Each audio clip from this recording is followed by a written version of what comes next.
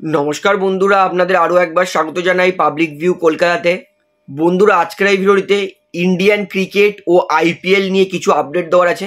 অর্থাৎ এই ভিডিওতে ক্রিকেট নিয়ে আপডেট দেবো, যেমন সরফরাজ খান কেকেআর দলে আসতে পারে কিনা তার নিয়ে আপডেট দেওয়ার আছে।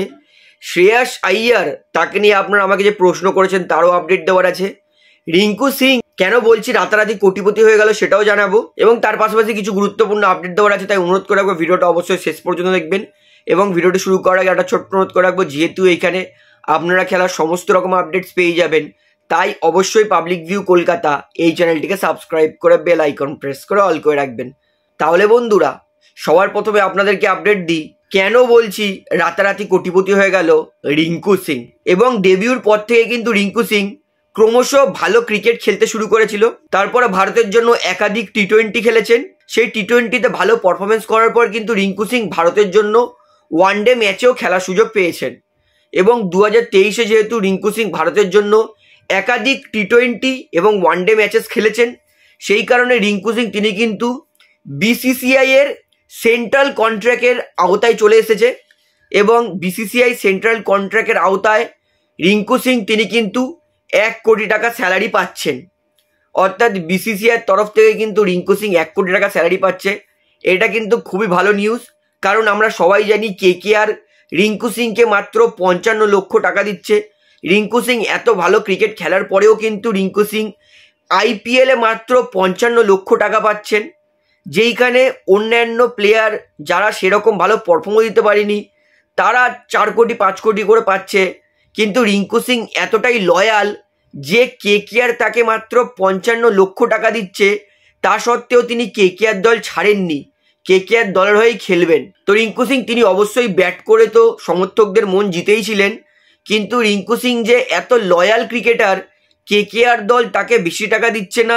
আমি এইটুকুনি গ্যারান্টি দিয়ে বলতে পারি, যদি রিঙ্কু সিং আইপিএল অকশন টেবিলে আসতো, রিঙ্কু সিং কমপক্ষে 6 কোটি থেকে 7 কোটি টাকা দিয়ে বিক্রি হতোই। সেই জায়গায় রিঙ্কু সিং সত্যি তার জন্য সম্মানটা বেড়ে গেছে রিঙ্কু সিং এর জন্য। তো রিঙ্কু সিং তিনি যে বিসিসিআই সেন্ট্রাল কন্ট্রাক্টে এসে গেছে এবং বিসিসিআইয়ের তরফ থেকে 1 কোটি টাকা পাচ্ছে, এটা কিন্তু সত্যিই ভালো লাগছে। অর্থাৎ আইপিএল থেকে 55 লক্ষ টাকা এবং বিসিসিআই সেন্ট্রাল কন্ট্রাক্ট থেকে 1 কোটি টাকা, মানে এইবার ক্রিকেট খেলে রিঙ্কু সিং 1 কোটি 55 লক্ষ টাকা ইনকাম করবে কিন্তু বছরে। তো রিঙ্কু সিং এর জন্য সত্যি ভালো লাগছে। তো বন্ধুরা, এইবারে তার পরের আপডেট দিই। শ্রেয়াস আইয়ারের সঙ্গে কিন্তু খুবই খারাপ করলো বিসিসিআই। শ্রেয়াস আইয়ার 2022 থেকে ইন্ডিয়ার কিন্তু মিডল অর্ডারে একদম শক্তিশালী ব্যাটসম্যান হয়ে দাঁড়িয়েছে। ইন্ডিয়ার জন্য কিন্তু 2023-এর 50 ওভার বিশ্বকাপে শ্রেয়াস আইয়ার 500-র ওপরে রান করেছে।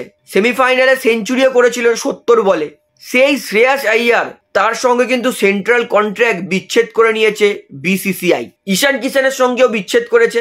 তবে ঈশান কিষানেরটা তাও যদি মেনে নিই, কিন্তু শ্রেয়াস আইয়ারটা মানা যাচ্ছে না।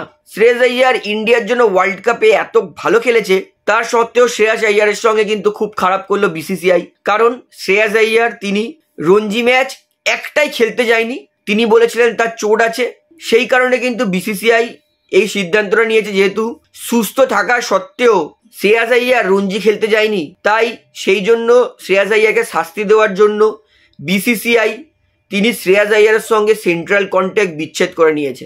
এটা কিন্তু শ্রেয়াস আইয়ারের সঙ্গে আনফেয়ার করেছে বিসিসিআই। তো শ্রেয়াস আইয়ার তিনি কিন্তু একটা ম্যাচ রঞ্জিতে না খেলার পরে কিন্তু তিনি আবার তার পরের ম্যাচ খেলতে চলে গেছিলেন, কিন্তু তা সত্ত্বেও বিসিসিআই কেন করলো, এটা সত্যিই খুব খারাপ করেছে শ্রেয়াস আইয়ারের সঙ্গে। তো আপনারা এই নিয়ে আমাকে প্রশ্ন করেছেন যে দাদা, শ্রেয়াস আইয়ার কি তাহলে আইপিএল খেলতে পারে না, বা আইপিএল কি বাদ দিয়ে দেবে, শ্রেয়াস আইয়ারকে সাসপেন্ড করবে বা 1 বছরে ব্যান করবে? তো উত্তরটা হচ্ছে না, শ্রেয়াস আইয়ারকে মোটেও ব্যান বা সাসপেন্ড কিচ্ছু করবে না আইপিএল থেকে। আইপিএলে শ্রেয়াস আইয়ার খেলবেই। তবে শ্রেয়াস আইয়ার সেন্ট্রাল কন্ট্রাক্টে থাকবে না বিসিসিআই এর, তবে ইন্ডিয়ার হয়েও খেলতে পারবে শ্রেয়াস আইয়ার। তবে ম্যাচ ফি যেইটুকুনি শ্রেয়াস আইয়ারের সেইটুকুই পাবে, তবে তার বেশি কিন্তু কিছু পাবে না বিসিসিআই এর তরফ থেকে শ্রেয়াস আইয়ার আপাতত। অর্থাৎ আইপিএলও খেলতে পারবে শ্রেয়াস আইয়ার, ইন্ডিয়ার জন্য ক্রিকেটও খেলতে পারবে। তবে বিসিসিআই যেই টাকাটা দিত সেই টাকাটা আর পাবে না প্রপার শ্রেয়াস আইয়ার। শুধুমাত্র একটা ম্যাচ খেলার জন্য যত টাকা পায় সেটাই পাবে শ্রেয়াস আইয়ার। তো আশা করি শ্রেয়াস আইয়ারের ব্যাপারটাও পুরোপুরি বুঝিয়েছি। তো বন্ধুরা, এইবারে সরফরাজ খানের আপডেটটা দিই। কেকেআর দল কিন্তু সরফরাজকে নেওয়ার রেসে কিন্তু এগিয়ে আছে, কারণ রিসেন্টলি একটা মিডিয়া রিপোর্টে সরফরাজ খান তিনি জানিয়েছেন যে তিনি কেকেআর দলে আসতে চান, কারণ তিনি জানেন যে কেকেআর দলে একটা ওই মুহূর্তে উইকেট কিপার ব্যাটসম্যান লাগবে, এবং যেহেতু সরফরাজ খান তিনি পার্ট টাইম উইকেট কিপিংও করতে পারেন এবং সরফরাজ খান কিন্তু বর্তমানে ভালো ব্যাটিংও করছে, তাই তিনি জানেন যে তিনি যদি কেকেআর দলে আসে তাহলে কেকেআরের জন্য কিন্তু প্লেইং 11-এ খেলার সুযোগ পাবেই। তাই সরফরাজ খান তিনি বলেছেন যে আমি কেকেআর দলে আসতে চাই, তবে তিনি বলেছেন অবশ্যই সিএসকে দলে গেলে মাই ভাইয়ের থেকে অনেক কিছু শিখতে পারবো, তবে আমি চাই কেকেআর দলে, কারণ কেকেআর দলে গেলে আমি খেলার সুযোগ পেতে পারি। তো দেখা যাক সরফরাজ খানকে কেকেআর নিতে পারে কি পারে না। তবে সরফরাজ খান তিনিও চান কেকেআরে আসুক, এবং কেকেআরও কিন্তু সরফরাজ খানকে নেওয়ার জন্য সমস্ত বাজি ইউজ করছে, মানে কেকেআরের দরুন যতটা হয় সরফরাজকে নেওয়ার জন্য ততটা কিন্তু সরফরাজকে নেওয়ার জন্য চেষ্টায় আছে কেকেআর। সরফরাজ খানের প্রাইস হচ্ছে 20 লক্ষ টাকা। 20 লক্ষ টাকায় সরফরাজ খানকে কিন্তু আইপিএল অকশনে কোনো দল নেয়নি।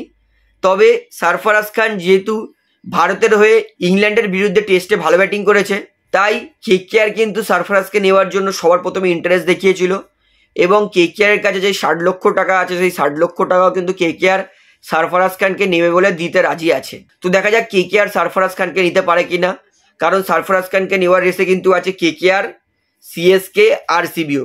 তো বন্ধুরা এবারে লাস্ট আপডেট দিয়ে, এটা হচ্ছে ভাইস ক্যাপ্টেন্সি চলে গেল কুণাল পান্ডিয়ার। কুণাল পান্ডিয়া যিনি লখনৌ সুপার জায়ান্টস দলের ভাইস ক্যাপ্টেন ছিলেন এবং ক্যাপ্টেন ছিলেন কেএল রাহুল, তো কুণাল পান্ডিয়ার থেকে কিন্তু ভাইস ক্যাপ্টেনের দায়িত্ব নিয়ে নিয়েছে সুপার জায়ান্টস, এবং নিকোলাস পুরানকে ভাইস ক্যাপ্টেন বানাবে এমনটাই সিদ্ধান্ত করছে লখনৌ সুপার জায়ান্টস ম্যানেজমেন্ট।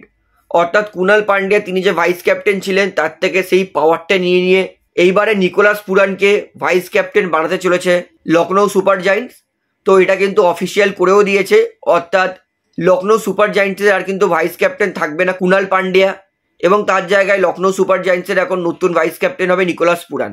তো বন্ধুরা আজকের এই ক্রিকেটের ভিডিওতে এতটাই আপডেট দেওয়ার ছিল, আশা করি সমস্তটা আপনারা বুঝতে পেরেছেন। তো ভিডিওটি আমি এখানে শেষ করছি। ভিডিওটি ভালো লাগলে অবশ্যই লাইক করুন, কমেন্ট করুন, শেয়ার করুন, এবং বন্ধুরা চ্যানেলটিতে নতুন আছেন সবাইকে অনুরোধ করবো তারা অবশ্যই পাবলিক ভিউ কলকাতা এই চ্যানেলটিকে সাবস্ক্রাইব করে বেল আইকন প্রেস করে অল করে রাখবেন। ধন্যবাদ।